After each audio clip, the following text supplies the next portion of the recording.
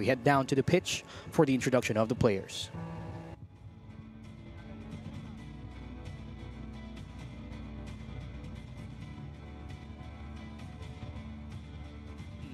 Against Philippine Air Force FC, they meet again.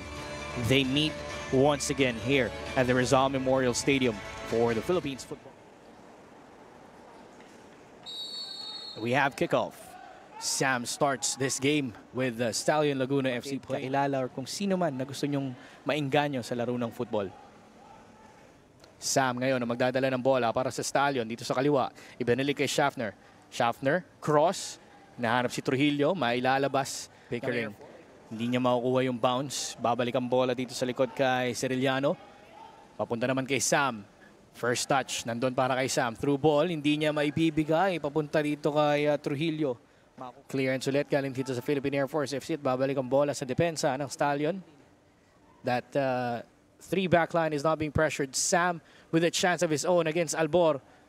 Pero mako-cover na siya ng depensa ng Philippine Air Force dito sa kanan. Trujillo, back flick. Papunta ngayon kay Pickering. Good 1-2 passing. Sam on the ball for Stallion Laguna FC. Finds Abe Blasito but not ready on the turn. Abe Blasito with the ball. Looking for Sam. Sam still trying to fight for the ball. Through pass for Bedia. Good save once again from Jaytano. Pressure stays on. Itong si Schaffner ngayon na magdadala ng bola para sa Stallion Laguna FC. Schaffner, binalik muna kay Bedia. Pabalik ngayon kay Cerillano. In the middle they go. Pickering. Curling ball towards Sam. Unable to get that pass.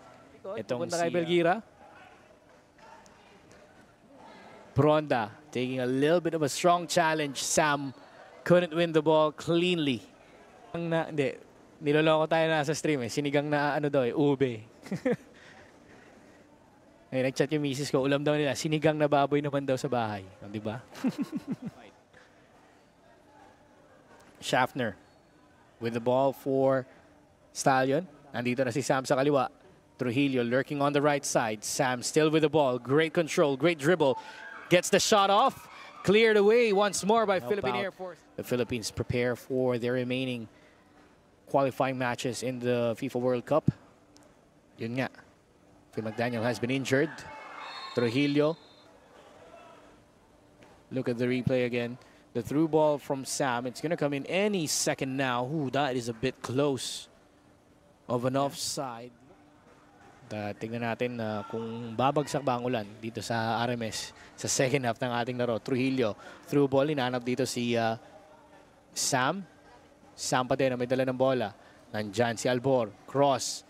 Nailabas nitong si Belgira. Take this momentum towards the second half. Something to talk about inside the dressing room for Philippine Air Force FC. But Trujillo is on the run on the right side. Trujillo with a cross. Finds Sam. Blocked by the defense of Philippine Air Force FC. Chance again.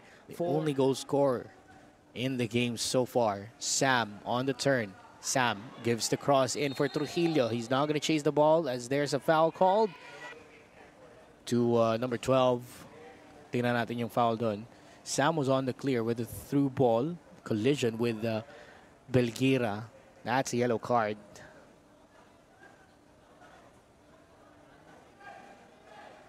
The match between Stallion Laguna FC and Philippine Air Force FC. Stallion Laguna a bit wasteful so far in this first half as we take a look at some of the highlights of the game. They've had plenty of chances in the first half. Philippine Air Force FC was able to defend real well against Stallion Laguna FC.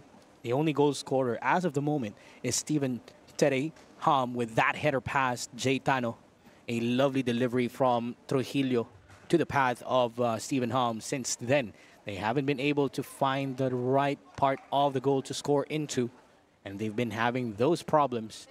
They're missing their finisher in Finn McDaniel. Trying to put me down on the ground, but I never be jealous because I'm the right in their minds. In their minds, swear with me, boy, I'll go right in their minds. Come on, at me, boy, there's a fight in their minds.